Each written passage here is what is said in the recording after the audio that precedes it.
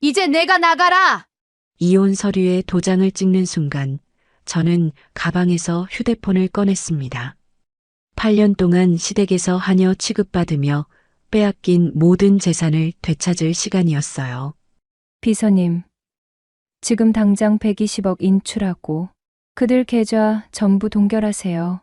차가운 목소리로 전화를 끊자 시어머니와 남편이 이상하다는 표정으로 저를 바라봤습니다. 하지만 그들은 몰랐어요. 순한 며느리인 줄 알았던 제가 사실 누구인지, 그들이 함부로 건드린 돈이 누구 것인지 말이죠.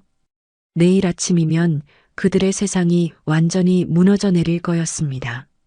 사연 시작 전 무료로 할 수 있는 구독과 좋아요 부탁드립니다. 매일 새로운 이야기를 들으실 수 있습니다. 8년이라는 시간이 한순간에 무너지는 소리였어요. 남편은 그렇게 말하며 이혼 서류를 제 앞으로 밀어냈습니다. 마치 업무 서류를 처리하듯 아무런 감정 없이 말이에요. 저는 그 순간을 오래전부터 기다려왔다는 걸 깨달았습니다. 아니, 정확히 말하면 이런 날이 올 거라는 걸 알고 있었어요. 단지 언제인지 몰랐을 뿐이었습니다. 서류 위에 적힌 제 이름을 바라봤습니다. 김수경. 8년 동안 이 집에서 불려본 적 없는 이름이었어요.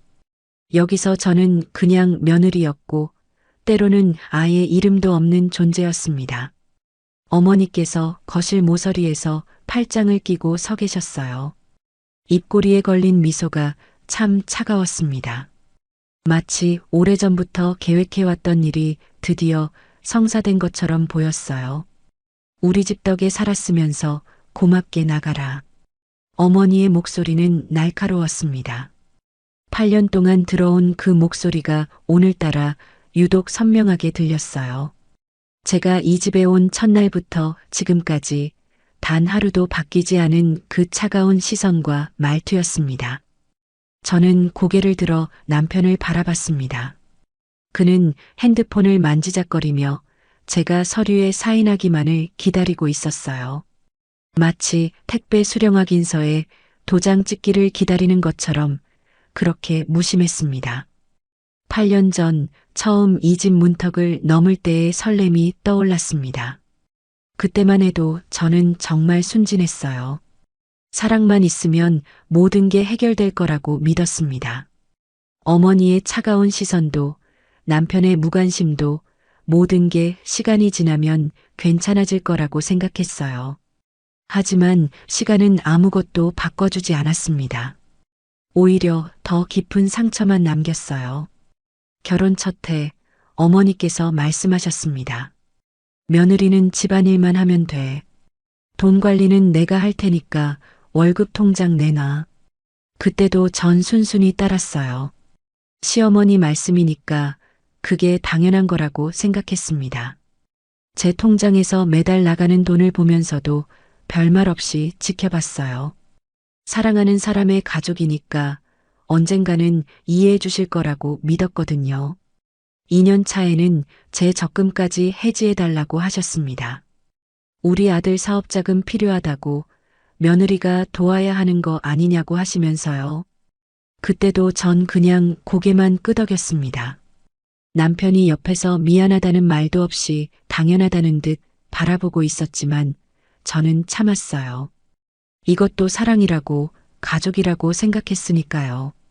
3년 차에는 제가 친정에서 받은 부동산까지 넘기라고 하셨습니다. 세금 문제로 복잡하다고 일단 시댁 명의로 해두는 게 좋겠다고 하시면서요. 그때부터 조금씩 이상하다는 생각이 들기 시작했습니다. 하지만 이미 너무 많은 걸 넘긴 뒤였어요. 이제 와서 의심한다고 해서 달라질 것도 없었고 무엇보다 남편을 믿고 싶었습니다. 4년 차부터는 아예 용돈도 받지 못했습니다. 필요한 게 있으면 말하라고 그때그때 사주겠다고 하셨거든요. 마치 어린아이 취급하듯이요. 저는 30이 넘은 성인이었는데 1,000원짜리 과자 하나 사려고 해도 허락을 받아야 했습니다. 그럴 때마다 남편에게 말했지만 그는 항상 같은 대답만 했어요. 엄마가 다 우리 생각해서 하는 거야. 5년 차에는 친구들과의 만남까지 제한당했습니다. 며느리가 밖에서 돌아다니면 집안 체면에 안 좋다고 하시면서요. 그렇게 하나둘씩 제 세상은 점점 작아졌습니다. 친구들과의 연락도 끊어지고 바깥 세상과의 접촉도 줄어들었어요. 오직 이 집, 이 가족만이 제 전부가 되어버렸습니다. 6년 차에는 제가 일을 그만두라고 하셨습니다. 애도 없는데 뭐하러 일하냐고 집에서 살림이나 제대로 하라고 하시면서요. 저는 그때까지 다니던 회사를 그만뒀습니다. 마지막 월급마저 어머니 통장으로 들어갔어요. 그렇게 저는 완전히 이 집에 의존하는 존재가 되어버렸습니다.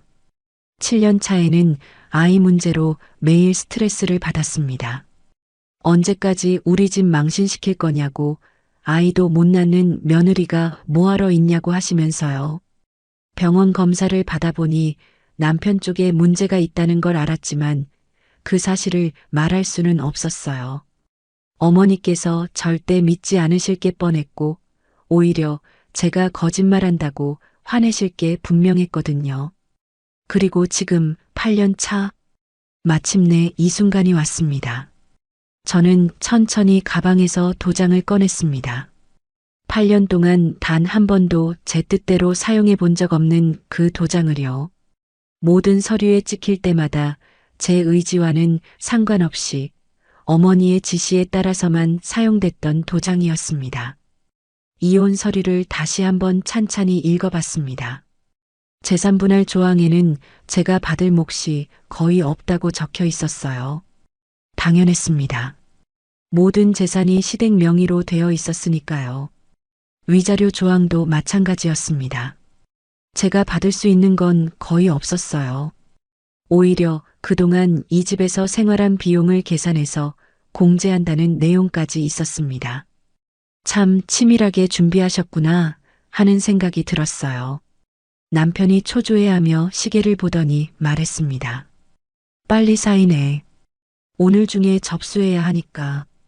어머니도 거들었어요. 그러게. 늦어지면 또 복잡해질 텐데 빨리빨리 해. 저는 그들의 재촉을 들으며 도장을 손에 쥐었습니다. 차가운 도장의 감촉이 손바닥에 전해졌어요. 8년 동안 수없이 만져봤지만 오늘처럼 묵직하게 느껴진 적은 없었습니다. 도장을 서류에 찍는 순간 이상한 기분이 들었습니다. 마치 무거운 짐을 내려놓는 것 같은 안도감이었어요. 아니, 정확히는 긴 연극이 끝나는 것 같은 느낌이었습니다. 8년 동안 연기해온 순한 며느리 역할이 마침내 끝나는 순간이었어요. 도장을 찍고 나서 저는 조용히 일어났습니다. 남편과 어머니가 서류를 확인하느라 바쁜 사이 저는 가방을 들고 현관 쪽으로 향했어요. 그때 가방 속에서 핸드폰이 진동했습니다.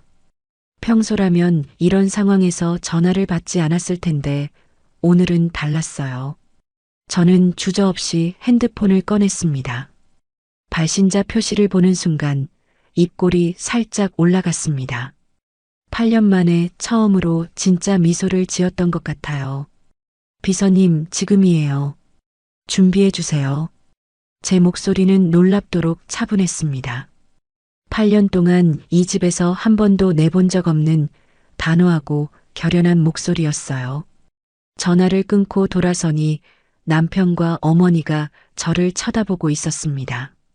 뭔가 이상하다는 표정이었어요. 하지만 저는 아무 말 하지 않았습니다. 현관문을 열고 나서면서 마지막으로 이 집을 둘러봤습니다. 8년 동안 제가 청소하고 정리했던 거실, 매일 아침 어머니 식사를 준비했던 부엌, 남편과 함께 잠들었던 방. 이제 다시는 돌아오지 않을 곳이었습니다. 문을 닫는 순간 뒤에서 어머니의 목소리가 들렸어요. 이제야 속 시원하네. 그 여자 때문에 우리 집이 얼마나 조용해질지. 저는 미소를 지으며 엘리베이터 버튼을 눌렀습니다. 정말로 조용해지실 거예요, 어머니. 곧요. 그들이 얼마나 들떠 있었는지 나중에 들어보니 정말 우스웠습니다. 이혼 서류를 접수하고 돌아온 그날 밤 시댁에서는 마치 축제라도 벌이는 것처럼 들떠 있었다고 해요. 어머니께서는 남편에게 말씀하셨겠죠. 이제 그 여자도 없어졌으니 우리 마음대로 할 수 있겠다고요. 저는 그날 밤 작은 원룸에서 짐을 정리하면서 그들의 모습을 상상해 봤습니다.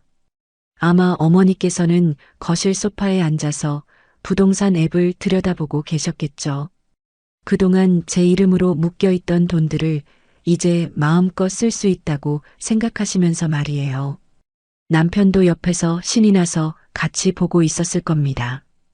강남 펜트하우스, 청담동 고급주택, 한남동 빌라까지 제가 없으면 얼마나 호화롭게 살 수 있는지 계산하고 있었겠죠. 다음 날 아침 그들은 일찍 일어났을 겁니다. 평소보다 훨씬 빨리 씻고 옷을 차려입고 부동산 중개소로 향했겠죠. 어머니께서는 분명 최고급 핸드백을 들고 나가셨을 거예요. 오늘은 특별한 날이니까, 펜트하우스 계약하는 날이니까 격에 맞게 차려입으셨겠죠. 저는 그날 아침 카페에서 커피를 마시고 있었습니다. 창가 자리에 앉아서 바깥 풍경을 바라보면서 그들이 지금쯤 어디쯤 가고 있을까 생각하고 있었어요. 시간을 계산해 보니 딱 맞았습니다. 오전 10시에 약속을 잡았다고 들었거든요. 강남 한복판에 있는 그 유명한 부동산 중개소에서 말이에요. 부동산 중개사는 분명 반갑게 맞아주었을 겁니다. 몇십억짜리 매물을 보러 온 고객들이니까 최상급 서비스를 받았겠죠. 고급차로 현장까지 안내받고 펜트하우스 내부를 구석구석 살펴봤을 거예요. 어머니께서는 넓은 거실을 보시면서 감탄했겠죠. 역시 이런 곳에서 살아야 품격이 있다고, 그동안 좁은 아파트에서 참고 살았다고 하시면서요. 남편도 옆에서 거들었을 겁니다. 이제야 제대로 된 집에서 살 수 있게 되었다고, 그동안 돈 때문에 못했던 투자도 할 수 있다고 하면서 말이에요. 발코니에서 바라본 한강뷰는 정말 멋있었을 겁니다. 어머니께서는 벌써 그 발코니에서 차를 마시는 모습을 상상하고 계셨겠죠. 친구들을 불러서 자랑하는 모습도 떠올리셨을 거고요. 주방도 최신식으로 되어 있어서 만족스러워 하셨을 겁니다. 비록 요리는 안 하시지만 손님들 오면 폼 날 거라고 생각하셨겠죠. 침실도 넓고 화장실도 고급스러웠을 거예요. 어머니께서는 벌써 그 침실에서 주무시는 모습을 상상하고 계셨을 겁니다. 중개사가 가격을 말했을 때도 별로 놀라지 않으셨을 거예요. 오히려 이 정도면 합리적이라고 생각하셨겠죠. 그동안 묶여있던 돈을 생각하면 충분히 감당할 수 있는 금액이었으니까요. 계약서를 검토하는 시간도 즐거우셨을 겁니다. 남편과 함께 조건들을 하나하나 확인하면서 이제 정말 자신들 것이 될 거라는 실감을 느끼셨겠죠. 특약 사항도 꼼꼼히 보셨을 거예요. 입주 시기, 관리비, 주차장 문제까지 모든 게 만족스러웠을 겁니다. 드디어 계약서에 사인할 차례가 왔습니다. 어머니께서는 떨리는 마음으로 펜을 들으셨겠죠. 80년 인생에서 가장 비싼 쇼핑이었을 테니까요. 남편도 옆에서 뿌듯해하면서 어머니를 바라보고 있었을 거예요. 사인을 마치고 나서 이제 잔금 계좌이체만 하면 되는 상황이었습니다.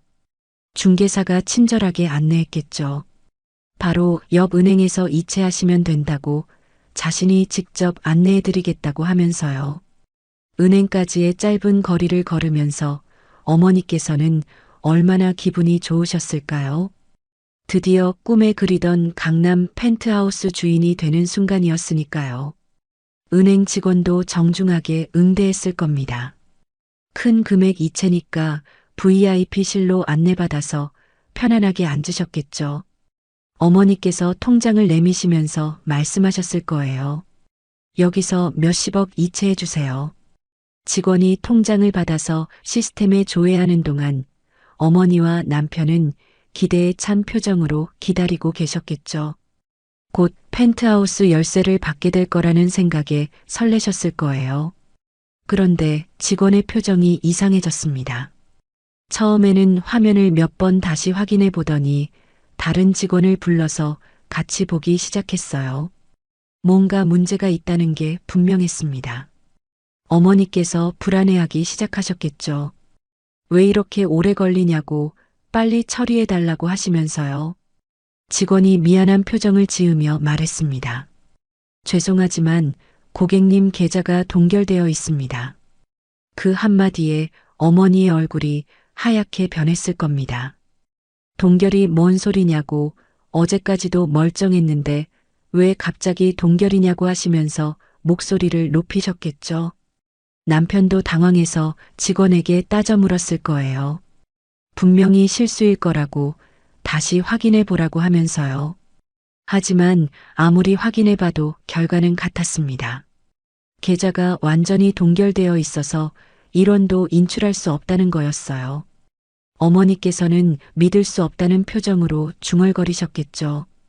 이럴 리가 없다고 분명히 시스템 오류일 거라고 하시면서요.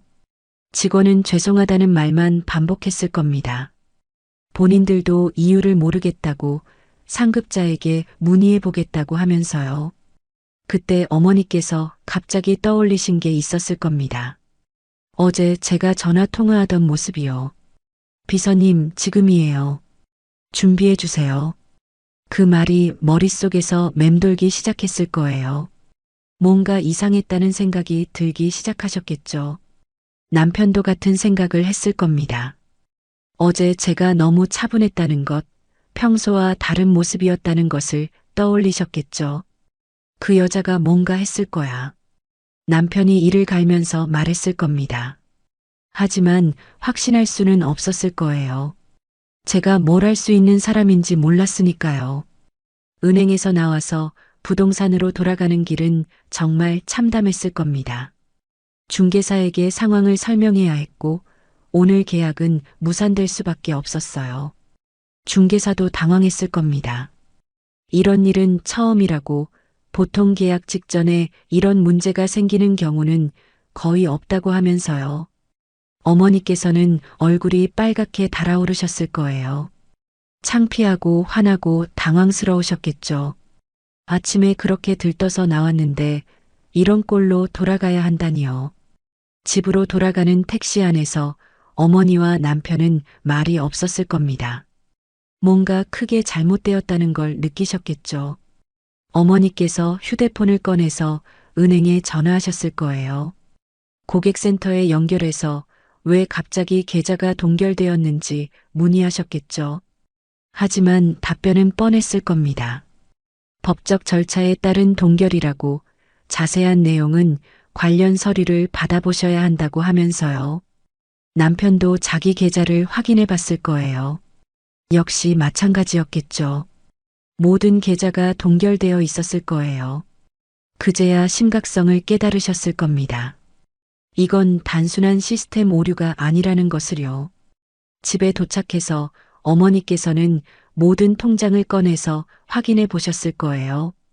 제 이름으로 되어 있던 계좌들, 시댁 명의로 옮겨 놓았던 계좌들까지 모두요.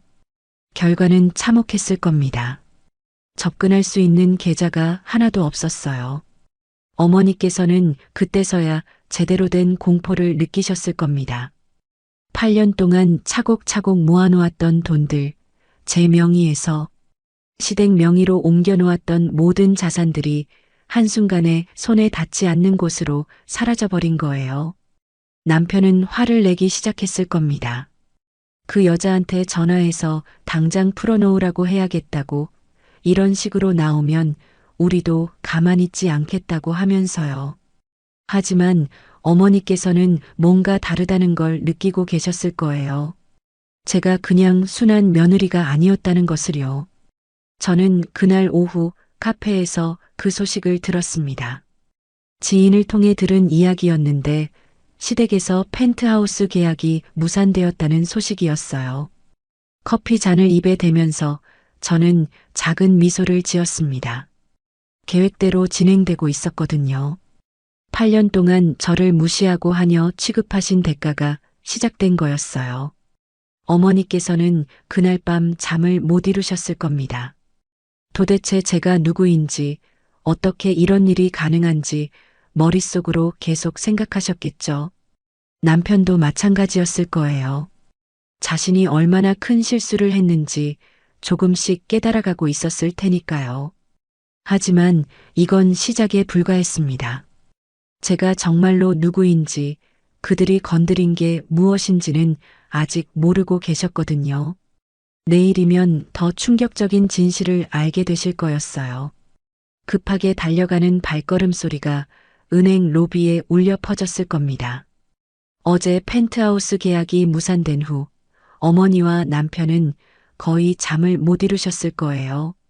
새벽부터 일어나서 서로 어떻게 해야 할지 의논하셨겠죠. 결국 내린 결론은 하나였을 겁니다. 직접 은행에 가서 따져봐야 한다는 것이었어요. 어머니께서는 평소보다 훨씬 일찍 일어나서 준비하셨을 겁니다. 가장 점잖은 옷을 골라 입으시고 귀중품들도 모두 챙기셨겠죠. 오늘은 절대 밀리면 안 되는 중요한 일이었으니까요. 남편도 양복을 제대로 차려입고 나왔을 거예요. 평소 집에서 대충 입고 다니던 모습과는 달리 오늘만큼은 격식을 갖춰야 한다고 생각했겠죠. 은행 문을 열고 들어서는 순간부터 어머니의 분노가 폭발했을 겁니다. 고객센터 직원에게 다가가서 목소리를 높이기 시작하셨겠죠. 어제 있었던 일을 설명하시면서 이런 말도 안 되는 일이 어떻게 가능하냐고 따져 물으셨을 거예요. 직원은 당황했을 겁니다. 갑자기 화를 내며 들어온 고객 때문에 어쩔 줄 몰라 했겠죠. 우선 VIP실로 안내해서 차분히 상담받으시라고 권했을 거예요. VIP실에 앉아서도 어머니의 흥분은 가라앉지 않았을 겁니다. 어제 갑자기 계좌가 동결되었다고 8년 동안 성실하게 거래해온 고객한테 이런 식으로 대하는 게 말이 되냐고 하시면서 목소리를 높이셨겠죠. 담당 직원이 컴퓨터를 확인해 보더니 심각한 표정을 지었을 겁니다. 뭔가 복잡한 상황이라는 걸 직감했겠죠. 잠시만 기다려달라고 하면서 상급자를 불러왔을 거예요. 이런 문제는 일반 직원이 처리할 수 있는 수준이 아니었거든요. 지점장이 직접 나왔을 겁니다. 정중하게 인사를 하면서 상황을 설명해 달라고 했겠죠. 어머니께서는 처음부터 끝까지 자세히 설명하셨을 거예요. 며느리와 이혼한 지 이틀밖에 안 되었는데 갑자기 모든 계좌가 동결되었다고 이런 일이 법적으로 가능한 일이냐고 따져 물으셨겠죠. 지점장이 시스템을 확인해 보는 동안 어머니와 남편은 초조하게 기다렸을 겁니다. 뭔가 해결책이 나오기를 기대하면서 말이에요. 하지만 지점장의 표정도 어두워졌습니다. 화면을 몇 번 다시 확인해 보더니 심각한 얼굴로 말했을 거예요. 고객님, 이 계좌들이 모두 신탁 자산으로 등록되어 있습니다. 어머니께서는 신탁이 뭔 소리냐고 반문하셨겠죠. 8년 동안 자신들이 관리해온 돈인데 갑자기 신탁이라니 말도 안 된다고 하시면서요. 지점장이 설명하기 시작했을 겁니다. 신탁이라는 건 실제 소유주가 따로 있다는 뜻이라고 명의상으로는 고객님 이름으로 되어 있지만 실제로는 다른 사람이 관리하고 있는 자산이라고 말이에요. 그러면서 법적 서류를 가져와서 보여주었을 겁니다. 거기에는 신탁 설정일자와 실제 소유주, 그리고 관리 조건들이 상세히 적혀 있었을 거예요. 어머니께서 그 서류를 받아들고는 얼굴이 하얗게 변했을 겁니다. 신탁 설정일자가 바로 제가 이 집에 처음 온 날짜였거든요. 8년 전 결혼하자마자 제 재산들이 모두 신탁으로 설정되어 있었던 거였어요. 실제 소유주란에는 제 이름이 선명하게 적혀 있었습니다. 김수경. 시댁에서는 한 번도 제대로 불러주지 않았던 그 이름이 모든 서류에 당당하게 적혀 있었던 거예요. 남편이 서류를 빼앗아서 보더니 얼굴이 창백해졌을 겁니다. 이게 뭔 소리냐고, 자신들이 8년 동안 관리해온 돈인데 어떻게 다른 사람 것이 될 수 있냐고 하면서 목소리를 높였겠죠. 지점장이 차분하게 설명했을 겁니다. 신탁 계약서를 보시면 알겠지만 처음부터 임시 관리 형태였다고 말이에요. 실제 소유주의 요청이 있으면 언제든지 회수할 수 있도록 설정되어 있었다고요. 어머니께서는 믿을 수 없다는 표정으로 중얼거리셨겠죠. 그럼 우리가 8년 동안 뭘 한 거냐고, 남의 돈을 관리만 해준 거냐고 하시면서요. 정확히 그렇다는 게 지점장의 답변이었을 겁니다. 법적으로는 관리인 역할을 해주신 것 뿐이라고, 실제 소유권은 처음부터 신탁 설정자에게 있었다고 설명했겠죠. 남편이 화를 내기 시작했을 겁니다. 그럼 우리가 속은 거네요. 그 여자가 우리를 완전히 속인 거라고요. 하지만 지점장은 그렇지 않다고 했을 거예요. 모든 절차가 합법적으로 이루어졌다고, 다만 신탁 내용을 자세히 설명하지 않았을 뿐이라고 말했겠죠. 어머니께서 그때서야 깨달으셨을 겁니다. 제가 처음 이 집에 왔을 때 시댁에서 요구했던 모든 재산 이전이 사실은 신탁 설정이었다는 것을요. 그러니까 제가 순순히 재산을 넘겨준 게 아니라 시댁에게 관리만 맡겨둔 거였다는 뜻이었어요. 월급 통장을 넘기라고 했을 때도, 적금을 해지해달라고 했을 때도, 부동산을 시댁 명의로 바꾸라고 했을 때도 모든 게 신탁 형태로 처리되어 있었던 거였습니다. 남편이 절규하듯 물었을 겁니다. 그럼 우리가 쓸 수 있는 돈은 하나도 없다는 말이에요? 지점장의 대답은 냉정했을 겁니다. 신탁 해지 요청이 들어온 이상, 더 이상 관리인으로서의 권한도 없다고 말했겠죠. 어머니께서는 그제야 사태의 심각성을 깨달으셨을 거예요. 8년 동안 자신들이 부자인 줄 알고 살았는데 사실은 단 한 푼도 자신들 것이 아니었다는 걸 알게 된 거죠. 그러면서 또 다른 충격적인 사실을 알게 되셨을 겁니다. 현재 거주하고 있는 아파트도 신탁 자산이라는 거였어요. 어머니께서 깜짝 놀라서 물으셨겠죠. 집까지요? 우리가 살고 있는 집도 그 여자 것이라는 말이에요? 지점장이 고개를 끄덕였을 겁니다. 부동산 등기부등본을 확인해 보니 그것도 마찬가지로 신탁으로 등록되어 있다고 설명했겠죠. 남편이 주저앉을 뻔했을 겁니다. 자신들이 살고 있는 집마저 실제로는 제 것이었다는 사실을 받아들일 수 없었겠죠. 어머니께서 마지막 희망을 걸고 물어보셨을 겁니다. 그럼 우리가 모아둔 예금이라도 있을 거 아니에요? 우리 명의로 된 계좌 말이에요. 하지만 그것도 헛된 희망이었습니다. 모든 계좌가 신탁 형태로 되어 있어서 접근할 수 있는 돈이 전혀 없었거든요. 지점장이 죄송하다는 표현을 했을 겁니다.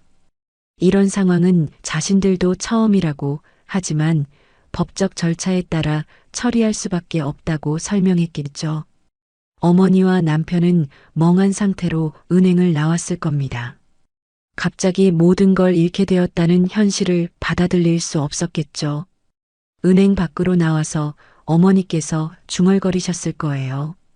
그 여자가 우리를 완전히 속였구나. 8년 동안 우리가 바보였던 거야.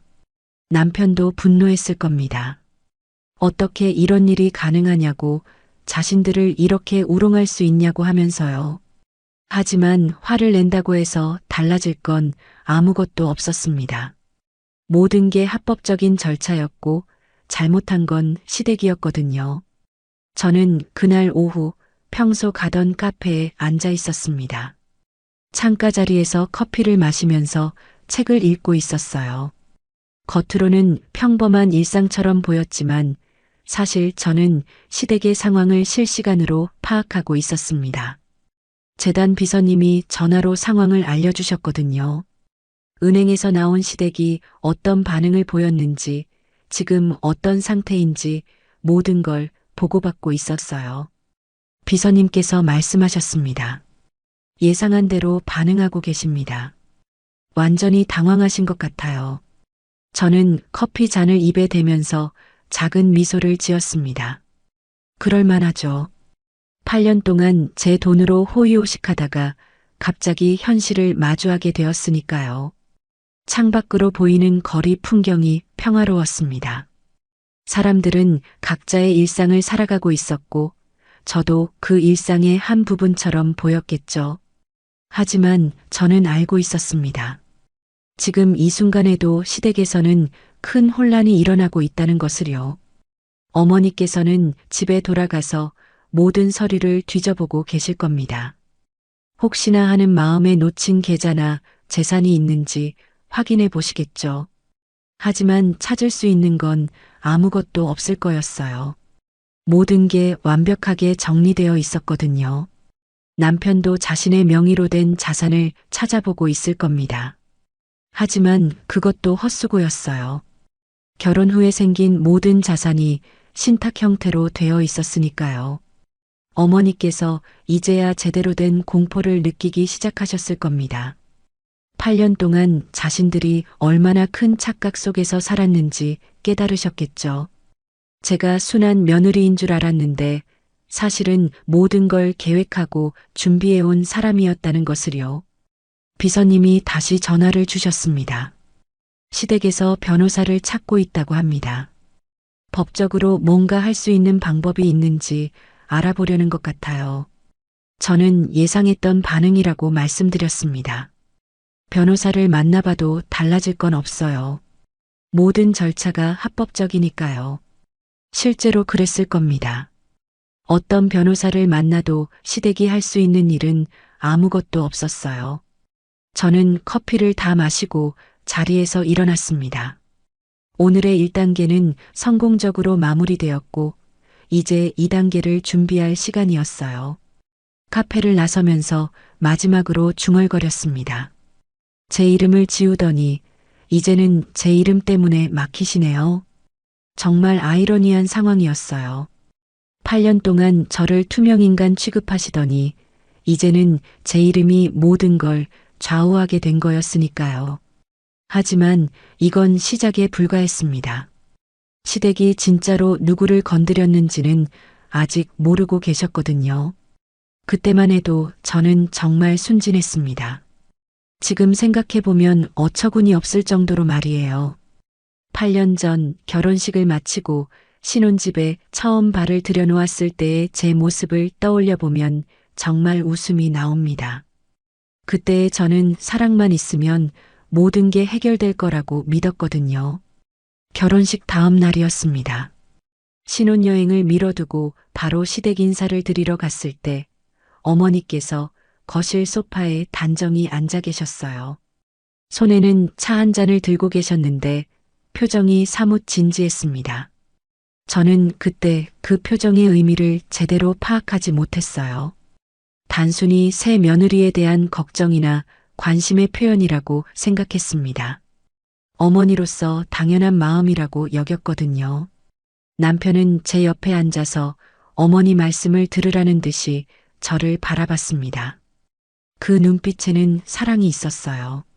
아니, 적어도 저는 그렇게 생각했습니다. 지금 돌이켜보면 그것이 사랑이었는지 의심스럽지만 말이에요. 어머니께서 차분한 목소리로 말씀을 시작하셨습니다. 수경아, 이제 우리 가족이 되었으니까 집안 규칙을 알려줄게. 그 말을 들으면서 저는 가슴이 두근거렸어요. 드디어 진짜 가족이 되었다는 실감이 났거든요. 어머니께서 저를 받아들여 주신다는 뜻으로 받아들였습니다. 어머니께서 계속 말씀하셨어요. 우리 집은 전통을 중시하는 집안이야. 며느리는 집안일에만 집중하고 돈 관리는 어른이 하는 거야. 저는 고개를 끄덕였습니다. 전통적인 가정이라면 그럴 수도 있다고 생각했어요. 무엇보다 어머니께서 저를 신뢰해서 집안일을 맡겨주신다는 것 같아서 기뻤습니다. 그러면서 어머니께서 본격적인 이야기를 꺼내셨어요. 그러니까 월급 통장은 내가 관리할게. 며느리가 돈을 함부로 쓰면 가게 관리가 안 되거든. 그 순간 저는 조금 당황했습니다. 월급 통장까지 맡기라는 건 예상하지 못했거든요. 하지만 남편이 제 손을 잡으면서 말했습니다. 엄마 말이 맞아. 세금 문제도 복잡하고 가게 관리는 경험이 있는 사람이 하는 게 좋아. 남편의 말을 들으니 안심이 되었습니다. 저를 위한 배려라고 생각했어요. 복잡한 금융 업무를 어머니께서 대신 해주신다니 오히려 감사한 일이라고 여겼습니다. 저는 그 자리에서 월급 통장을 어머니께 드렸습니다. 어머니께서 통장을 받으시면서 만족스러운 표정을 지으셨어요. 마치 계획했던 일이 순조롭게 진행되는 것처럼 보였지만 그때의 저는 그런 미묘한 표정 변화를 알아채지 못했습니다. 그 다음 주부터 저의 새로운 생활이 시작되었습니다. 매일 아침 일찍 일어나서 어머니 아침 식사를 준비하고 남편이 출근한 후에는 집 청소를 했어요. 오후에는 저녁 준비를 하고 남편이 퇴근하면 함께 식사를 했습니다. 처음 한 달 동안은 정말 행복했어요. 새로운 가족과 함께하는 일상이 신선하고 즐거웠습니다. 어머니께서도 제가 집안일을 성실히 하는 모습을 보시고 만족해 하시는 것 같았어요. 하지만 조금씩 이상한 점들이 눈에 띄기 시작했습니다. 제가 필요한 물건을 사려고 할 때마다 어머니께 허락을 받아야 했어요. 옷 하나, 화장품 하나 사는 것도 모두 사전에 말씀드려야 했습니다. 처음에는 예의라고 생각했어요. 시어머니께 알려드리는 게 당연한 도리라고 여겼습니다. 하지만 시간이 지날수록 그것이 허락을 구하는 것이라는 걸 깨달았어요. 어머니께서 때로는 거절하셨거든요. 그런 건 필요 없어. 집에 있는 걸로 충분해. 그럴 때마다 저는 순순히 포기했습니다. 어머니 말씀이 맞을 거라고 생각했어요.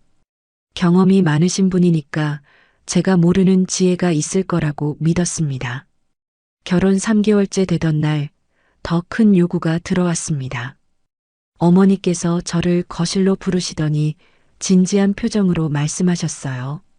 수경아, 내가 결혼 전에 모아둔 적금이 있다며? 저는 고개를 끄덕였습니다. 몇 년 동안 꾸준히 모아온 적금이 있었거든요. 결혼 후의 생활을 위해 준비했던 돈이었어요. 어머니께서 계속 말씀하셨습니다. 우리 아들 사업 자금이 필요해서 그래. 며느리가 도와주는 게 당연하지 않겠니? 그 말을 들으면서 저는 고민에 빠졌습니다. 제 적금을 사업 자금으로 쓴다는 건 생각해 보지 못했던 일이었거든요. 하지만 남편이 옆에서 말했습니다. 정말 급한 일이야. 나중에 사업이 잘 되면 몇 배로 돌려줄게. 남편의 간절한 눈빛을 보니 거절할 수가 없었습니다. 사랑하는 사람을 위해서라면 뭐든 할 수 있다고 생각했어요. 저는 그날 바로 은행에 가서 적금을 해지했습니다. 몇 년 동안 한 푼, 두 푼 모아온 돈이 한순간에 사라졌지만 후회하지 않았어요. 남편의 사업이 성공하면 우리 미래를 위한 투자라고 생각했습니다. 그런데 그때 제가 몰랐던 사실이 있었습니다. 제 적금을 해지하면서 그 돈이 신탁 형태로 처리되었다는 것이었어요. 시댁에서는 단순히 돈을 받는 것처럼 이야기했지만 실제로는 법적 보호장치가 마련되어 있었던 거였습니다. 그때만 해도 저는 그런 복잡한 금융 지식이 없었어요. 그냥 가족을 돕는다는 마음으로 순수하게 행동했습니다. 결혼 6개월째 더 큰 시련이 찾아왔습니다. 어머니께서 이번에는 제가 친정에서 받은 부동산 이야기를 꺼내셨어요. 수경아, 내 이름으로 된 아파트가 있다며? 세금 문제로 복잡하다고 하던데. 저는 맞다고 대답했습니다. 친정에서 제 결혼 선물로 해주신 작은 아파트가 있었거든요. 어머니께서 제안하셨습니다. 일단 우리 가족 명의로 옮겨두는 게 어떨까? 세금도 절약하고 관리도 편할 텐데. 저는 그때도 의심하지 않았습니다. 어머니께서 저를 위해 조언해 주시는 거라고 생각했어요. 복잡한 세금 문제를 해결해 주신다니 감사한 일이라고 여겼습니다. 남편도 거들었어요. 엄마가 부동산 관리 경험이 많으시니까 맡기는 게 좋을 것 같아. 저는 그 말에 설득되었습니다.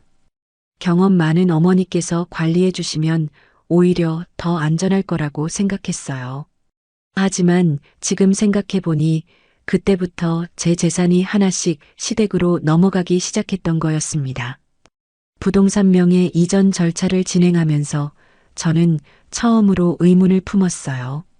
서류가 생각보다 복잡했거든요. 단순한 명의 이전이 아니라 신탁 설정 같은 복잡한 절차들이 포함되어 있었습니다. 그때 변호사가 설명해 주었어요. 이렇게 하시면 나중에 상속세도 절약하고 필요하면 언제든지 되돌릴 수 있습니다. 그 말을 들으니 안심이 되었습니다. 되돌릴 수 있다는 말에 마음이 놓였어요. 그냥 임시로 맡겨두는 거라고 생각했습니다.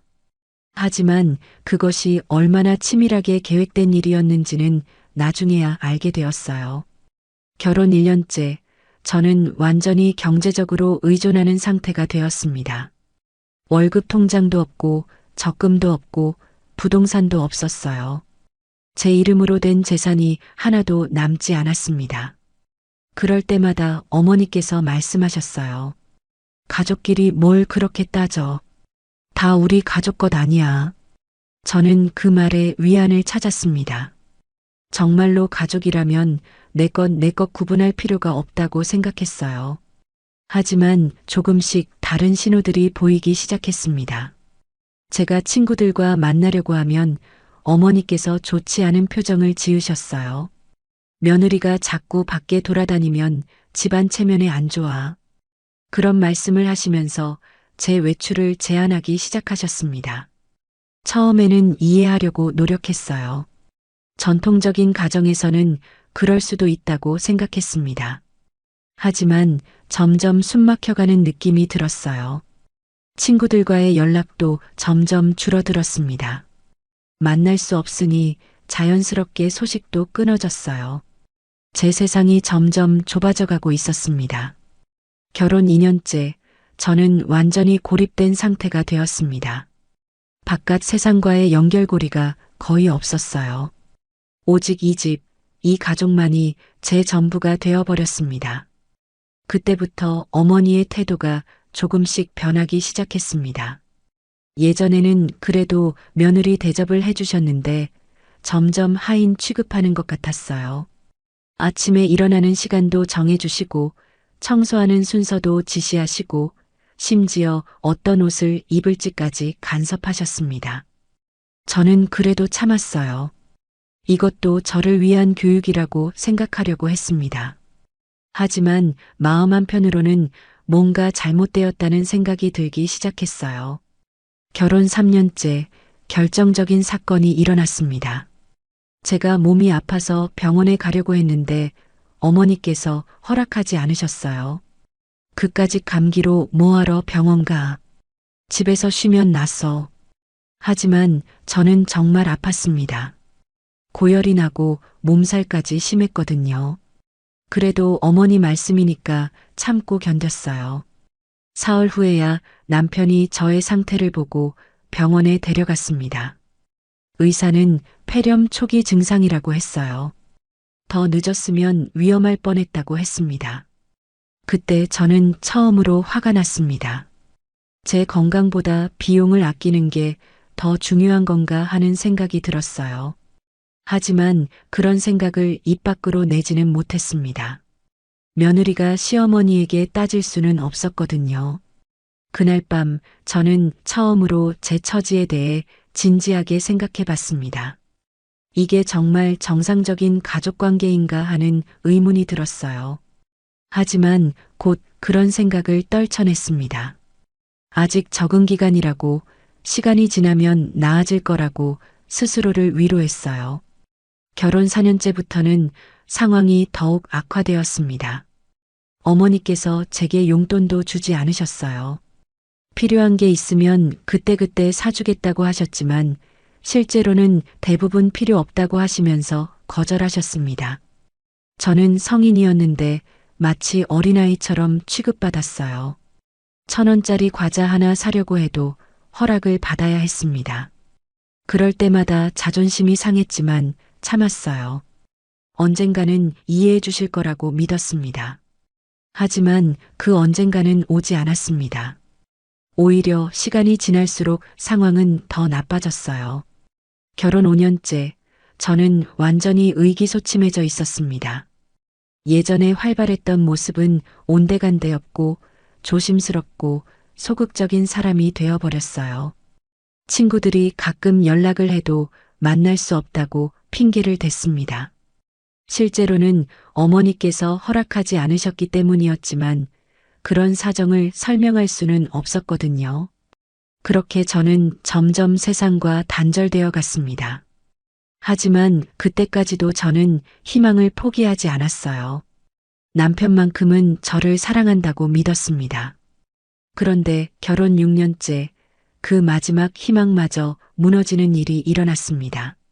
남편이 점점 저에게 무관심해지기 시작했어요. 집에 와도 인사도 제대로 하지 않고 대화도 거의 하지 않았습니다. 제가 말을 걸면 성가신 듯이 대답했어요. 마치 저를 짐스러워하는 것 같았습니다. 그때 저는 깨달았습니다. 나중에 이 돈이 우리 가족을 무너뜨릴 줄은 몰랐죠. 하지만 그때는 이미 너무 늦었어요. 돌아갈 수 없는 강을 건너버린 후였습니다. 휴대폰 진동 소리가 조용한 거실에 울려 퍼졌습니다. 그것은 제가 예상했던 순간이었어요. 아니, 정확히 말하면 언젠가는 일어날 거라고 알고 있었던 일이었습니다. 단지 그 순간이 이렇게 빨리 올 줄은 몰랐을 뿐이었어요. 남편의 휴대폰이었습니다. 그는 샤워를 하러 욕실에 들어가면서 휴대폰을 거실 테이블 위에 그대로 두고 갔어요.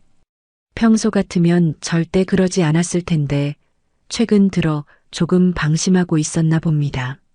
메시지 알림이 화면에 떴을 때 저는 망설였습니다. 남편의 사생활을 엿보는 것이 옳은 일인가 하는 생각이 들었거든요. 하지만 동시에 이상한 예감이 들었어요. 최근 몇 달 동안 남편의 행동에서 느꼈던 그 묘한 변화들이 모두 연결되는 것 같았습니다. 늦은 퇴근이 잦아졌고 주말에도 갑작스럽게 나가는 일이 많아졌어요. 회사 일이라고 했지만 뭔가 부자연스러운 구석이 있었습니다. 저는 조용히 휴대폰을 들어 화면을 확인했습니다. 발신자는 은영이라는 이름이었어요. 처음 보는 이름이었습니다. 그리고 그 메시지 내용을 보는 순간 제 심장이 멎는 줄 알았어요. 오늘 펜트하우스 계약 끝나면 바로 갈게. 기다려. 그 한 줄의 문자가 모든 걸 설명해 주었습니다. 어제 시댁에서 펜트하우스 계약을 하려다가 실패했다는 소식을 들었을 때 저는 단순히 재정적인 문제라고 생각했어요. 하지만 이 문자를 보니 더 복잡한 상황이었다는 걸 알 수 있었습니다. 남편은 다른 여자와 만나고 있었고 그 여자에게 펜트하우스 계약 소식까지 알려주고 있었던 거였어요. 저는 손이 떨리는 걸 느꼈습니다. 8년 동안의 결혼 생활이 한순간에 무너지는 순간이었어요. 메시지 목록을 더 확인해 봤습니다. 거기에는 제가 상상도 못했던 내용들이 가득했어요. 몇 개월 동안 지속되어 온 대화들, 서로에 대한 애정 표현들, 그리고 미래에 대한 계획들까지. 가장 충격적이었던 건 제게 대한 이야기들이었습니다. 그 여자가 걱정스럽다는 메시지를 보냈어요. 부인이 알게 되면 어떻게 하냐는 내용이었죠. 남편의 답변은 더욱 충격적이었습니다. 걱정 마. 곧 정리될 거야. 그 여자는 이미 끝난 거나 마찬가지야.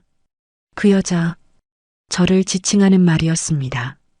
8년 동안 함께 살아온 아내를 그렇게 부르고 있었던 거예요. 저는 욕실에서 들려오는 샤워 소리를 들으면서 더 많은 메시지들을 확인했습니다. 그들의 관계가 언제부터 시작되었는지, 어떻게 발전해 왔는지 모든 게 적나라하게 드러나 있었어요. 가장 가슴 아팠던 건 시간대였습니다. 저와 이혼 이야기가 나오기 훨씬 전부터 그들의 관계가 시작되어 있었거든요. 제가 남편을 신뢰하고 사랑한다고 믿었던 그 시간들 동안 남편은 다른 여자와 미래를 계획하고 있었던 거였습니다. 더 충격적인 메시지들이 있었어요. 그 여자가 남편에게 물어봤습니다. 이혼하면 재산 분할은 어떻게 되냐고요. 남편의 답변을 보는 순간 저는 온몸에 소름이 돋았습니다. 걱정 없어. 그 여자 명의로 된 건 하나도 없어. 다 우리 엄마가 정리해뒀거든. 그제야 모든 퍼즐이 맞춰졌습니다. 8년 동안 시댁에서 제 재산을 하나씩 옮겨간 이유가 단순히 가게 관리 때문이 아니었던 거예요. 처음부터 이 순간을 대비한 계획이었던 거였습니다. 저는 휴대폰을 원래 자리에 놓고 소파에 앉았습니다. 머릿속이 복잡했어요. 분노와 배신감, 그리고 허탈함이 뒤섞여 있었습니다. 남편이 샤워를 마치고 나왔을 때 저는 아무렇지 않은 척 TV를 보고 있었어요. 그는 휴대폰을 확인하더니 미소를 지었습니다. 분명 그 여자의 답장을 확인한 거였겠죠. 저를 보며 말했어요. 오늘 야근해야 할 것 같아. 늦을 거야. 그 거짓말을 들으면서 저는 웃음이 나왔습니다. 하지만 티 내지 않았어요. 그래요. 조심해서 다녀와요. 남편이 나간 후 저는 혼자 거실에 앉아 있었습니다. 8년이라는 시간이 모두 거짓이었다는 현실을 받아들이기 어려웠어요. 그때 어머니께서 부엌에서 나오셨습니다. 저녁 준비는 안 하고 뭐해? 저는 고개를 들어 어머니를 바라봤습니다. 그 순간 어머니의 표정에서 뭔가 다른 것을 느꼈어요. 마치 이미 모든 걸 알고 계신 것 같았습니다. 어머니께서 소파에 앉으시면서 말씀하셨어요. 수경아, 이제 그만 정리하는 게 어때? 그 말의 의미를 정확히 파악하는 데는 시간이 걸리지 않았습니다. 어머니께서도 남편의 외도를 알고 계셨던 거예요.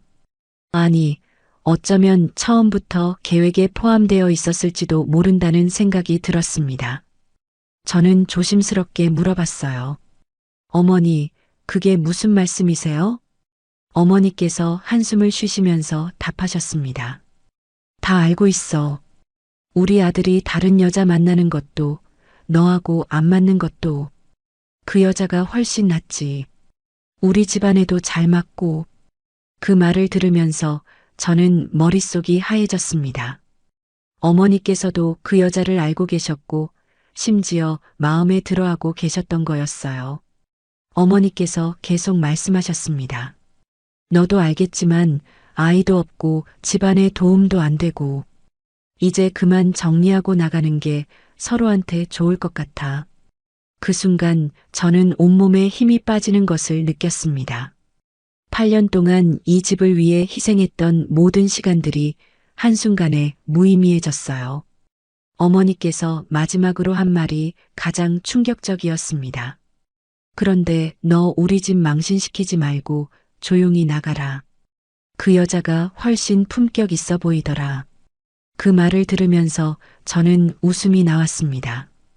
품격이라고 하셨죠? 남의 남편을 빼앗은 여자가 품격이 있다고요? 하지만 그런 말은 입 밖으로 내지 않았어요. 이미 의미 없는 일이었거든요. 저는 자리에서 일어나 제 방으로 향했습니다. 그때까지도 어머니께서는 제가 순순히 받아들일 거라고 생각하고 계셨을 거예요. 8년 동안 그랬던 것처럼 말이죠. 방에 들어가서 저는 남편의 노트북을 켰습니다. 비밀번호는 쉽게 알 수 있었어요. 제 생일이었거든요. 아이러니하게도 말이죠. 노트북 안에는 더 많은 증거들이 있었습니다. 그 여자와의 사진들, 함께 여행을 간 기록들, 그리고 미래 계획들까지. 하지만 가장 충격적이었던 건 따로 있었어요. 공동계좌 명의 변경 신청서였습니다. 제 이름이 적힌 모든 계좌에서 제 이름을 지우는 서류였어요. 심지어 제가 모르는 계좌들도 있었습니다. 그제야 깨달았습니다. 처음부터 저를 완전히 지워버릴 계획이었던 거예요.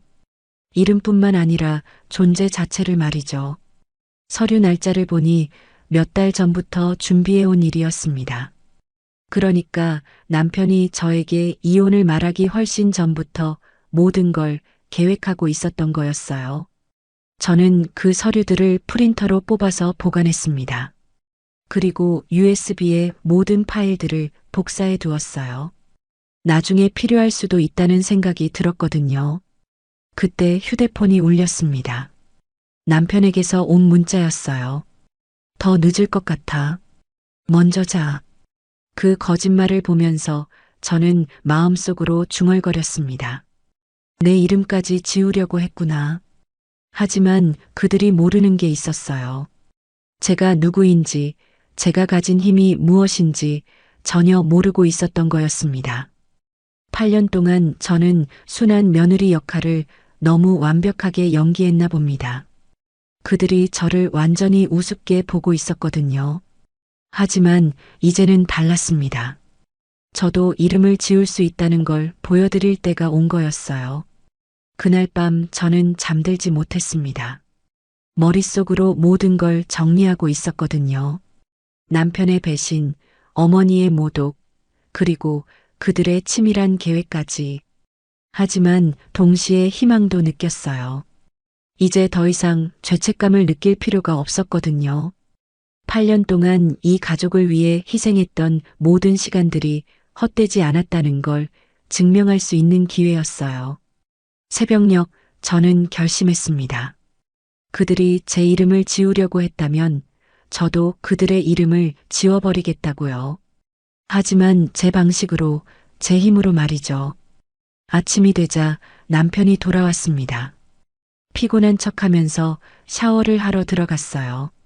저는 그 모습을 보면서 웃음이 나왔습니다.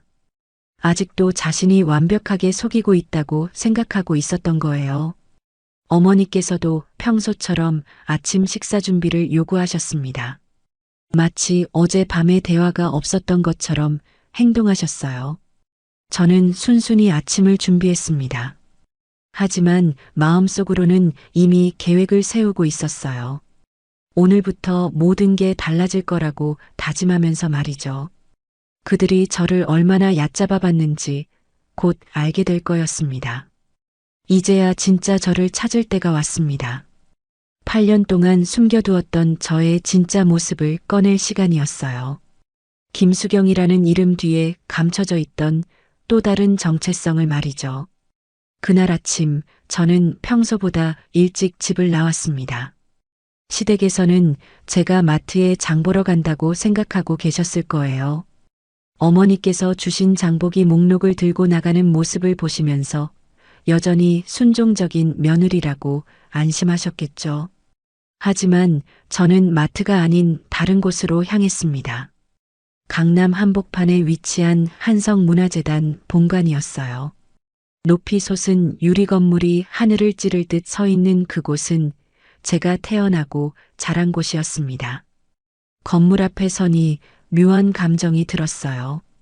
8년 전 이곳을 떠날 때만 해도 이렇게 다시 돌아올 줄은 몰랐습니다. 그때의 저는 사랑에 눈이 멀어서 모든 걸 포기할 수 있다고 생각했거든요. 로비에 들어서자 익숙한 풍경이 펼쳐졌습니다. 대리석 바닥에 반사되는 조명들, 벽면을 가득 채운 예술 작품들, 그리고 정중하게 인사하는 직원들까지 모든 게 예전 그대로였어요. 하지만 저는 이제 다른 사람이었습니다. 8년 전의 회장 외동딸이 아니라 세상의 쓴맛을 다 본 여자였어요. 엘리베이터를 타고 최상층으로 올라갔습니다. 그곳에는 아버지의 비서실이 있었어요. 김 비서님은 제가 어렸을 때부터 저를 지켜봐 주신 분이었습니다. 비서실 문을 열고 들어서니 김 비서님이 깜짝 놀라면서 일어나셨어요. 수경 양, 정말 오랜만입니다. 그 반가운 목소리를 들으니 가슴 한편이 따뜻해졌습니다. 8년 만에 듣는 진짜 제 이름이었거든요. 김 비서님은 제가 어떻게 지냈는지, 왜 이렇게 오랫동안 연락이 없었는지 궁금해 하셨어요. 하지만 제 표정을 보시더니 무언가 심각한 일이 있었다는 걸 직감하신 것 같았습니다. 저는 조용히 말씀드렸어요. 비서님, 이제 시작해야 할 것 같아요. 김 비서님은 그 말의 의미를 정확히 이해하셨습니다. 8년 전 제가 결혼을 결심했을 때 만일의 경우를 대비해서 준비해둔 모든 장치들을 가동할 때가 왔다는 뜻이었거든요. 비서님께서 차분하게 물어보셨어요. 모든 절차를 진행하시겠습니까? 저는 고개를 끄덕였습니다. 더 이상 망설일 이유가 없었어요. 그동안 김 비서님께서 얼마나 꼼꼼하게 모든 걸 관리해 오셨는지 확인할 수 있었습니다. 제가 시댁에 넘겨준 모든 재산들이 신탁 형태로 완벽하게 보호되어 있었어요. 월급 통장, 적금, 부동산, 심지어 결혼 후에 생긴 자산들까지 모든 게 법적으로 제 소유였습니다. 시댁에서는 단순히 관리인 역할만 해온 거였어요. 비서님께서 서류들을 보여주시면서 설명해 주셨습니다. 모든 계좌가 신탁으로 설정되어 있어서 양의 동의 없이는 1원도 사용할 수 없습니다. 그 말을 들으니 어제 시댁에서 계좌가 동결되었다고 난리를 쳤던 이유를 알 수 있었어요. 저의 신탁 해지 요청이 들어가면서 모든 권한이 저에게 돌아온 거였습니다. 하지만 이것만으로는 부족했어요. 저는 더 큰 그림을 그리고 있었거든요. 비서님께 물어봤습니다. 아버지께서는 어떻게 생각하실까요? 김 비서님의 표정이 복잡해졌습니다. 아버지께서는 제가 결혼한 후로 한 번도 저를 찾지 않으셨거든요. 제가 평범한 삶을 선택했다고 생각하시고 존중해 주신 거였어요. 하지만 지금 상황은 달랐습니다. 제가 당한 일들을 아버지께서 알게 되시면 가만히 계시지 않을 거였어요. 비서님께서 조심스럽게 말씀하셨습니다. 회장님께 보고드려야 할 것 같습니다. 저는 고개를 저었어요. 아직은 아버지께 알리고 싶지 않았습니다. 이 일은 제가 스스로 해결하고 싶었거든요. 대신 다른 부탁을 드렸어요. 재단 변호사팀과 회계팀을 섭외해 주세요. 그리고 조사팀도 필요할 것 같아요. 김 비서님은 제 진지한 표정을 보시고는 바로 움직이기 시작하셨습니다. 8년 동안 제가 어떤 일을 당했는지 대략 짐작하고 계셨을 거예요. 1시간 후 재단의 핵심 인력들이 모두 모였습니다. 법무팀 이사, 회계팀 차장, 그리고 조사전담팀까지 모두 아버지의 절대적인 신뢰를 받는 사람들이었어요. 저는 그들 앞에서 지난 8년간의 이야기를 차근차근 설명했습니다. 어떻게 시댁에서 제 재산을 하나씩 가져갔는지, 어떤 식으로 저를 경제적으로 통제했는지, 그리고 최근에 발견한 남편의 외도와 이혼 계획까지 모든 걸 다 털어놨어요. 팀원들의 표정이 점점 심각해졌습니다. 특히 법무팀 이사는 분노한 표정을 감추지 못했어요. 이건 명백한 경제적 학대입니다. 법적 조치를 취해야 합니다. 하지만 저는 성급하게 행동하고 싶지 않았어요. 복수는 치밀하게 그리고 완벽하게 해야 했거든요. 조사팀에게 부탁했습니다. 시댁의 모든 재정 상황을 파악해 주세요. 그리고 남편의 외도 상대방에 대한 정보도 필요해요. 회계팀에게는 다른 업무를 맡겼어요. 제 재산 규모를 정확히 산정해 주세요. 그리고 시댁에서 사용한 금액도 계산해 보고요. 모든 지시를 내리고 나니 마음이 한결 가벼워졌습니다. 8년 동안 혼자서 참고 견뎌왔던 일들을 이제는 전문가들과 함께 해결할 수 있게 된 거였어요. 김 비서님께서 마지막으로 물어보셨습니다. 양께서 원하시는 최종 목표가 무엇인지 알 수 있을까요? 저는 잠시 생각해 본 후 답했어요. 그들이 8년 동안 저에게 한 일들을 똑같이 돌려받고 싶어요. 하지만 합법적으로, 그리고 완벽하게요. 그날 오후 저는 재단을 떠나면서 처음으로 진짜 희망을 느꼈습니다. 더 이상 무력한 며느리가 아니었어요. 저는 한성문화재단의 상속자였고 막강한 자원과 전문가들을 움직일 수 있는 힘이 있었습니다. 집으로 돌아가는 길에 편의점에서 장을 봤어요. 어머니께서 주신 목록대로 물건들을 샀습니다. 겉으로는 여전히 순종적인 며느리의 모습을 유지해야 했거든요. 집에 도착하니 어머니께서 제가 늦었다고 타박하셨어요. 장 보는데 왜 이렇게 오래 걸려? 집에 할 일이 얼마나 많은데. 저는 죄송하다고 말씀드리면서 물건들을 정리했습니다. 하지만 마음속으로는 웃고 있었어요. 어머니께서는 아직도 제가 누구인지 전혀 모르고 계셨거든요. 저녁 시간이 되자 남편이 돌아왔습니다.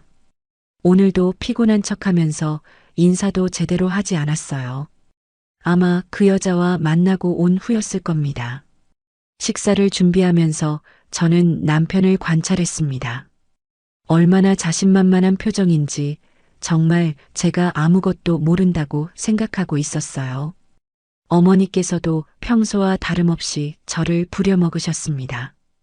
이것 해라 저것 해라 하시면서 마치 하인 부리듯 하셨어요. 저는 모든 지시를 순순히 따랐습니다. 하지만 마음속으로는 카운트다운을 하고 있었어요. 며칠 후면 모든 게 달라질 거라고 생각하면서 말이죠. 그날 밤 남편이 또다시 야근이라며 나갔습니다. 저는 혼자 있는 시간을 이용해서 재단에서 보내준 자료들을 확인했어요. 조사팀에서 수집한 정보들이 정말 놀라웠습니다. 시댁의 재정 상황, 남편의 외도 상대방 신상 정보, 그리고 그들의 미래, 계획까지 모든 게 다 파악되어 있었어요. 가장 흥미로웠던 건 그 여자의 정체였습니다. 은영이라는 그 여자는 남편 회사의 후배였는데 집안이 그리 좋지 않았어요. 남편과 만나는 이유도 순수한 사랑이 아니라 경제적인 목적이 강했습니다. 남편이 보낸 메시지들을 보니 그 여자에게 꽤 많은 돈을 써왔더라고요. 명품 가방, 비싼 식사, 여행비까지 모두 제 돈으로 다른 여자를 위해 쓴 거였어요. 회계팀 보고서도 충격적이었습니다.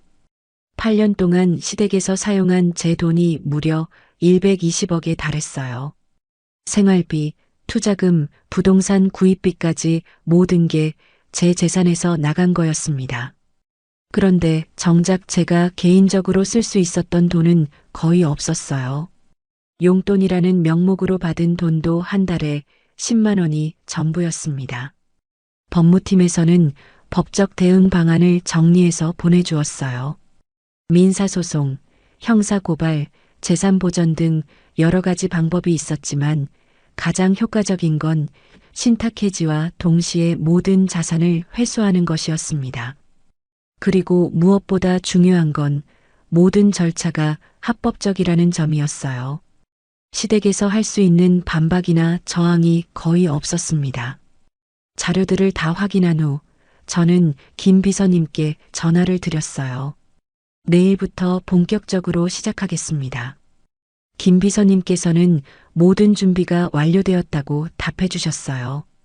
그날 밤 저는 처음으로 편안하게 잠들 수 있었습니다. 8년 동안 억눌러왔던 분노와 절망이 마침내 해결의 실마리를 찾았거든요. 다음 날 아침 남편과 어머니는 평소와 똑같이 행동하셨어요. 저를 하인 취급하고 무시하고 당연하게 여기는 그 모습들이 이제는 우습기만 했습니다. 저는 순종적인 며느리 연기를 계속했어요. 하지만 마음속으로는 이미 계획을 실행하고 있었습니다. 이제 그들에게 남은 건 내 이름으로 묶인 계좌뿐이에요. 그리고 그 계좌들마저 곧 사라지게 될 거였습니다. 8년 동안 김수경이라는 이름으로 살았지만 이제는 한성문화재단 김 회장의 외동딸로 돌아갈 때가 왔어요. 그들이 얼마나 큰 실수를 했는지 곧 깨닫게 될 거였습니다. 그 돈은 우리 아들 몫이야. CCTV 모니터를 통해 들려오는 어머니의 절규가 재단 보안실에 울려 퍼졌습니다. 저는 그 장면을 실시간으로 지켜보고 있었어요. 마치 드라마를 보는 것처럼 하지만 이것은 현실이었습니다. 시댁의 마지막 발악이 시작된 거였어요. 모든 계좌가 동결되고 사흘이 지난 후 어머니와 남편은 마침내 한계에 도달한 것 같았습니다. 집에서 할 수 있는 모든 방법을 동원해 봤지만 아무런 소득이 없었거든요. 변호사를 찾아가 봐도 소용없었고 은행에 항의해 봐도 달라지는 건 없었어요. 오히려 갈 때마다 더 절망적인 현실만 확인할 뿐이었습니다. 그러던 중 어머니께서 결정적인 정보를 입수하셨나 봅니다. 제가 한성문화재단과 관련이 있다는 것을 알아내신 거였어요. 아마 누군가가 저를 재단 건물에 들어가는 모습을 봤거나 아니면 다른 경로로 정보를 얻으셨을 겁니다. 어머니께서는 그 정보를 바탕으로 무모한 계획을 세우셨던 것 같아요. 직접 재단에 가서 진실을 캐내겠다는 것이었습니다. 그날 오전 저는 재단 비서실에서 김 비서님과 최종 점검을 하고 있었어요. 모든 법적 절차가 순조롭게 진행되고 있었고 시댁에서 더 이상 할 수 있는 일은 없었습니다. 이제 남은 건 그들이 현실을 받아들이는 것뿐이었어요. 하지만 김 비서님의 표정이 심상치 않았습니다. 보안팀에서 연락이 왔는데 수상한 사람들이 건물 주변을 배회하고 있다는 보고가 있었거든요. CCTV 화면을 확인해 보니 정말 어머니와 남편이었습니다. 그들은 건물 입구에서 한참 동안 망설이고 있었어요. 들어갈지 말지 고민하는 것 같았습니다. 저는 그 모습을 보면서 한편으로는 안쓰럽기도 했어요. 8년 동안 저를 무시하고 하인 취급했던 분들이지만 지금 모습은 정말 절망적이었거든요. 하지만 그런 감정은 오래가지 않았습니다. 그들이 저에게 한 일들을 생각하면 동정할 여지가 없었어요. 오후 1시쯤 드디어 그들이 움직이기 시작했습니다. 어머니께서 먼저 건물 안으로 들어오셨어요. 로비 데스크에서 한성문화재단 관계자를 만나고 싶다고 하셨습니다. 리셉션 직원이 예약이 있는지 물어보자 어머니께서는 급한 일이라고 우기기 시작하셨어요. 김수경 때문에 왔다고, 그 여자가 우리 돈을 가져갔다고 소리치기 시작하셨습니다. 로비가 소란스러워지자 보안팀이 나왔어요. 하지만 어머니께서는 물러서지 않으셨습니다. 오히려 더 큰 소리로 억울함을 호소하셨어요. 우리가 8년 동안 관리해온 돈인데 갑자기 못 쓰게 한다고 이게 말이 되느냐고 하시면서요. 그때 남편도 건물 안으로 들어왔습니다. 그는 어머니보다 더 침착했지만 눈빛에는 절망과 분노가 섞여 있었어요. 직원들이 정중하게 설명해 드린다고 했지만 그들은 들으려 하지 않았습니다. 그저 제가 어디 있는지, 어떻게 하면 돈을 되찾을 수 있는지만 알고 싶어 했어요. 보안팀에서 김 비서님께 연락을 드렸습니다. 상황이 심각해지고 있다고 경찰을 부를지 결정해달라고 했어요. 하지만 저는 아직 기다려보자고 했습니다. 그들이 어디까지 갈 수 있는지 보고 싶었거든요. 30분 정도 지나자 상황이 더욱 악화되었습니다. 어머니께서 리셉션 데스크를 두드리면서 소리치기 시작하셨어요. 우리 며느리가 여기서 무슨 짓을 했는지 당장 말하라고, 안 그러면 가만두지 않겠다고 하시면서요. 그 모습을 보니 정말 측은하기도 하고 한심하기도 했습니다. 아직도 제가 그냥 순한 며느리일 거라고 생각하고 계신 것 같았어요. 남편은 다른 방법을 시도했습니다. 직원들에게 돈을 주겠다고 하면서 정보를 달라고 했어요. 하지만 우리 직원들은 그런 유혹에 넘어갈 사람들이 아니었습니다. 오히려 그런 행동이 더 의심스럽게 보였을 겁니다. 오후 3시가 되자 그들의 행동이 더욱 과격해졌습니다. 어머니께서 엘리베이터에 타려고 하시는 거였어요. 보안 요원이 막자 밀치고 들어가려고 하셨습니다. 그 과정에서 실랑이가 벌어졌고 어머니께서 넘어지시면서 다치셨어요. 하지만 그것도 포기하지 않으셨습니다. 오히려 더 화를 내시면서 자신들을 방해하지 말라고 소리치셨어요. 남편도 함께 끼어들었습니다. 우리가 정당한 권리를 찾으러 온 건데 왜 막느냐고 법적으로 문제 없다고 주장했어요. 하지만 그건 명백한 거짓말이었습니다. 아무런 권한도 없는 사람들이 남의 건물에서 난동을 부리는 거였거든요. 그때 저는 직접 나서기로 결심했습니다. 더 이상 지켜보고만 있을 수는 없었어요. 로비로 내려가니 어머니와 남편이 저를 보고는 깜짝 놀라셨습니다.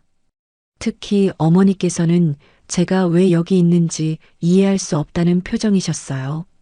저는 차분하게 말씀드렸어요. 어머니, 이제 그만 돌아가세요.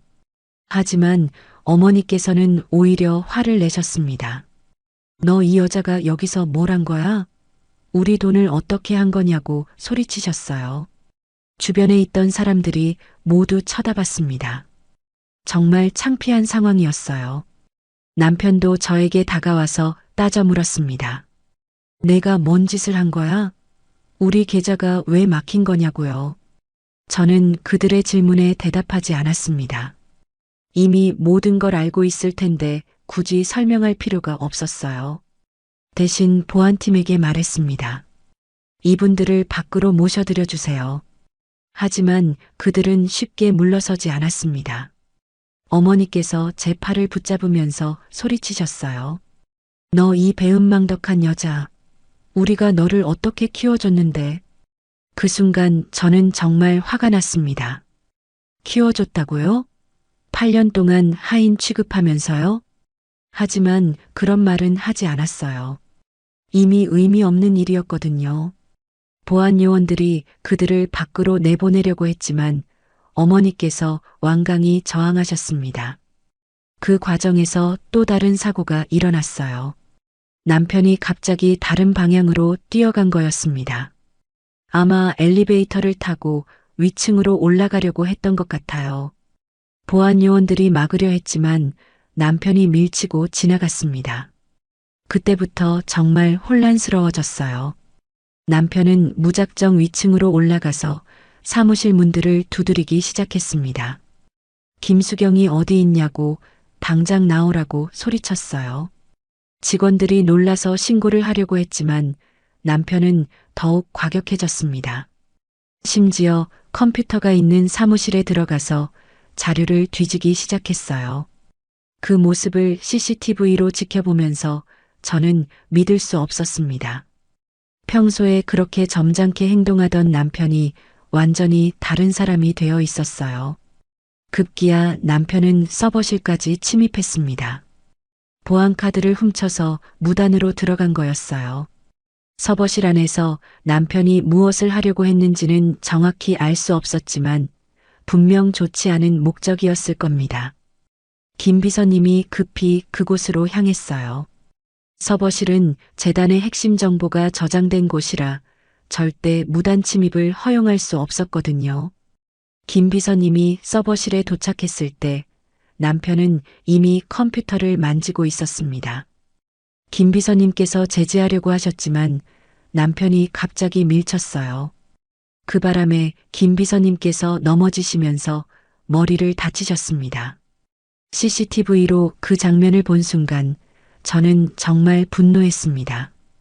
김 비서님은 저를 어렸을 때부터 돌봐주신 분이었거든요. 그런 분을 다치게 하다니요. 즉시 경찰과 119에 신고했습니다. 더 이상 참을 수 없었어요. 경찰이 도착하기까지는 10분 정도 걸렸습니다. 그 사이에 남편은 서버실에서 나와서 다른 사무실들을 뒤지고 다녔어요. 완전히 이성을 잃은 상태였습니다. 어머니께서도 로비에서 계속 소란을 피우고 계셨어요. 이제는 직원들까지 위협하기 시작하셨습니다. 우리 돈을 돌려주지 않으면 가만두지 않겠다고, 이 건물을 다 뒤집어 놓겠다고 하시면서요. 드디어 경찰이 도착했습니다. 상황을 파악한 경찰관들은 즉시 어머니와 남편을 제압했어요. 어머니께서는 마지막까지 저항하셨습니다. 우리가 뭘 잘못했냐고, 우리 돈을 찾으러 온 것뿐이라고 하시면서요. 하지만 경찰관들은 그런 말을 들어주지 않았습니다. 이미 명백한 범죄 행위였거든요. 남편은 체포되면서도 끝까지 억울하다고 주장했어요. 자기 돈이라고, 자기 아내가 가져간 거라고 하면서요. 하지만 그런 주장은 아무 소용이 없었습니다. 무단 침입과 기물파손, 그리고 상해까지 명백한 범죄였어요. 김 비서님은 응급실로 후송되셨습니다. 다행히 큰 부상은 아니었지만 머리에 타박상을 입으셨어요. 저는 병원까지 따라가서 김 비서님의 상태를 확인했습니다. 의사 선생님께서는 일주일 정도 입원 치료가 필요하다고 하셨어요. 김 비서님께서는 괜찮다고 하시면서 오히려 저를 걱정해 주셨습니다. 수경양이 상처받을까봐 걱정된다고 하시면서요. 하지만 저는 이미 상처받을 마음도 없었어요. 그들에 대한 마지막 정도 사라져버렸거든요. 그날 저녁 경찰서에서 연락이 왔습니다. 남편이 업무방해죄와 무단침입죄, 상해죄로 기소될 예정이라고 했어요. 어머니께서도 공동정범으로 처벌받을 가능성이 높다고 했습니다.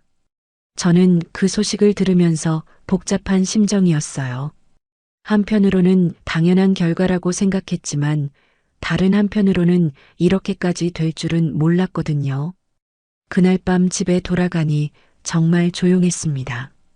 남편은 경찰서에 있고 어머니께서는 충격을 받아서 방에서 나오지 않으셨어요.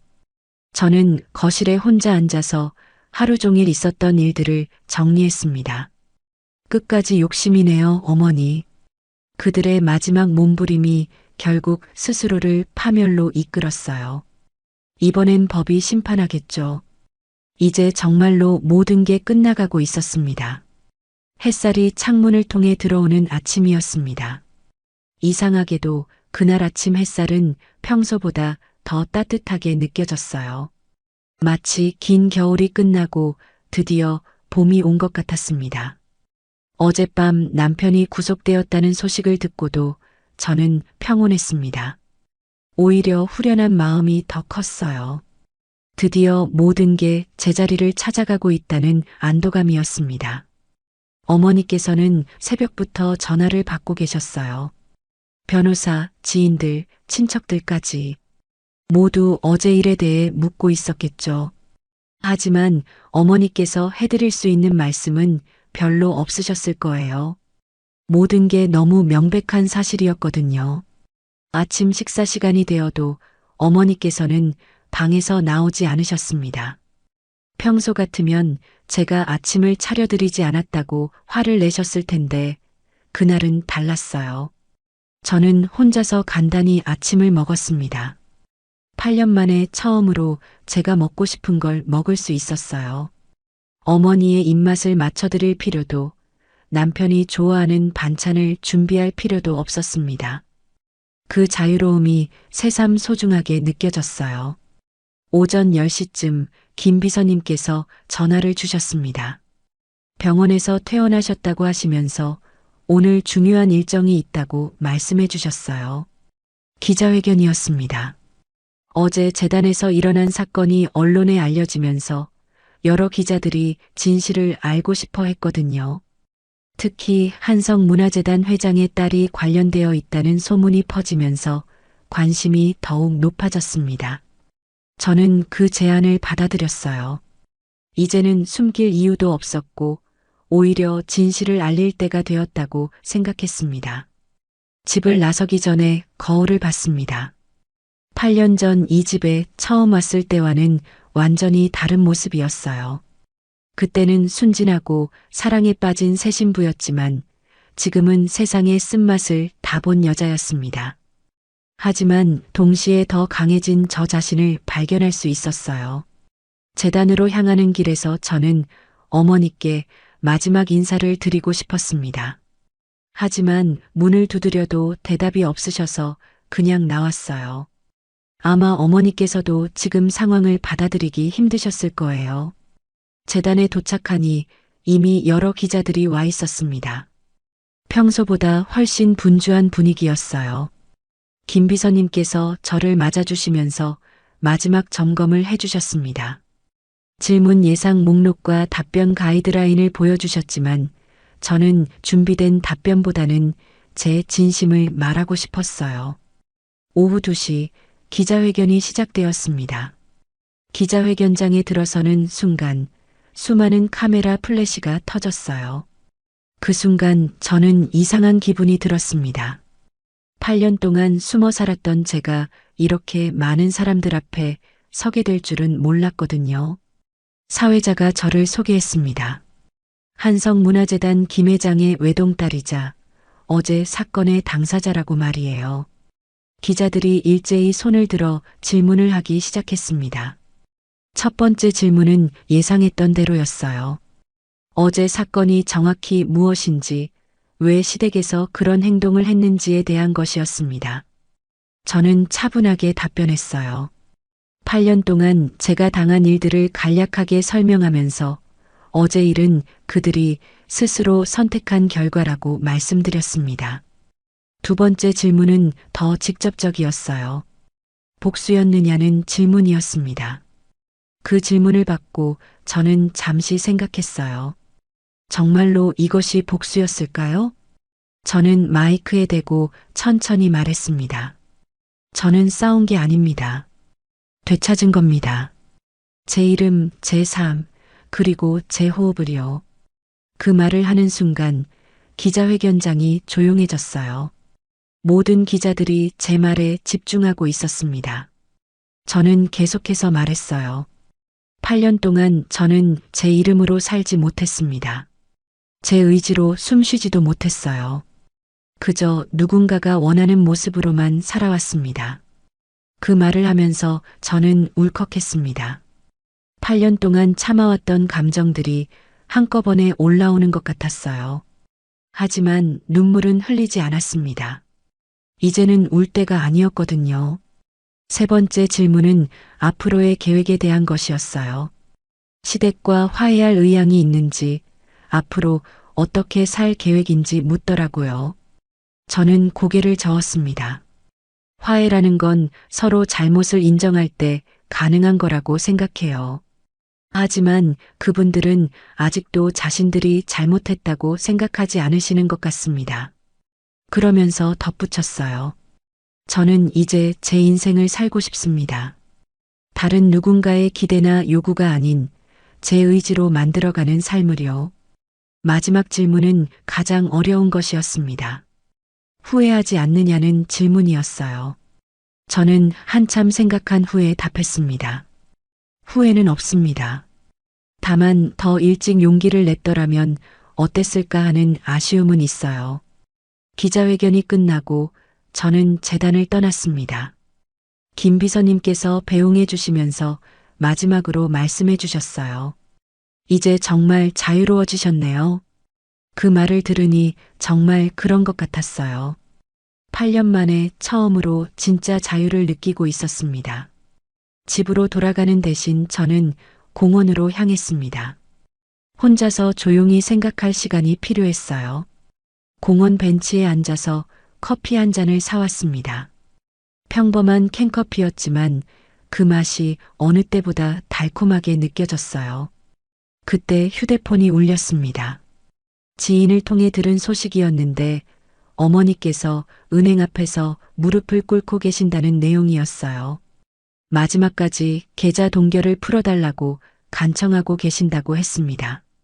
그 소식을 들으면서 저는 복잡한 감정이 들었어요.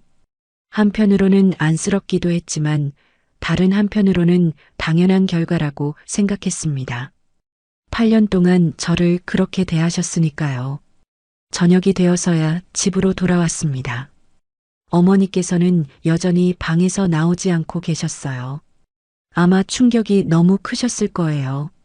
저는 조용히 제 짐을 정리하기 시작했습니다. 이제 이 집을 떠날 때가 되었거든요. 더 이상 여기 있을 이유가 없었습니다. 짐을 정리하면서 8년간의 추억들이 떠올랐어요. 처음 이 집에 왔을 때의 설렘, 점점 꺾여가던 마음, 그리고 마지막에 느꼈던 배신감까지 모든 게 지나간 일이 되었습니다. 다음 날 아침 저는 어머니께 마지막 인사를 드리러 갔어요. 방문을 두드리자 힘없는 목소리가 들렸습니다. 들어가 보니 어머니께서는 많이 지쳐 보이셨어요. 하룻밤 사이에 훨씬 늙어 보이셨습니다. 저는 어머니께 조용히 말씀드렸어요. 어머니, 저 이제 갑니다. 어머니께서는 저를 바라보시더니 마지막으로 말씀하셨어요. 너 정말 우리를 이렇게 버리고 갈 거냐? 저는 고개를 저었습니다. 버리는 게 아니에요. 되찾는 거예요. 그 말을 마지막으로 저는 집을 나왔습니다. 돌아보지 않았어요. 이미 과거가 된 일이었거든요. 며칠 후 저는 새로운 집으로 이사했습니다. 한강이 내려다 보이는 작은 아파트였어요. 크지는 않았지만 온전히 제 것이었습니다. 새 집에서 마시는 첫 번째 커피는 정말 특별했어요. 아무도 간섭하지 않는 공간에서 제가 원하는 시간에 제가 좋아하는 음료를 마시는 것이 이렇게 행복한 일인 줄 몰랐습니다. 창밖으로 보이는 한강을 바라보면서 저는 중얼거렸어요. 이제야 나도 숨 좀 쉬겠네요, 어머니. 그 말이 바람에 실려 멀리 날아가는 것 같았습니다. 8년이라는 긴 시간 동안 참고 견뎠던 모든 것들이 마침내 해방되는 순간이었어요. 저는 이제 새로운 인생을 시작할 수 있었습니다. 진짜 제 이름으로, 제 의지로, 제 호흡으로 말이에요. 햇살이 창문을 통해 들어와 제 얼굴을 비췄습니다. 그 따뜻함이 새로운 시작을 축복해 주는 것 같았어요. 저는 깊게 숨을 들이마셨습니다. 정말 오랜만에 마음껏 숨을 쉴 수 있었거든요. 이제 모든 게 새로울 것 같았습니다. 매일 아침 일어나는 것부터 무엇을 먹을지 정하는 것, 어디로 갈지 결정하는 것까지 모든 선택이 제 것이었어요. 그것이 제가 8년 동안 꿈꿔왔던 진짜 자유였습니다. 저는 그날 처음으로 진짜 미소를 지을 수 있었어요. 억지로 짓는 미소가 아니라 마음 깊은 곳에서 우러나오는 진짜 행복한 미소를요. 햇살 속에서 커피를 마시며 저는 새로운 꿈을 꾸기 시작했습니다. 이제야 정말로 제 인생이 시작되는 것 같았거든요.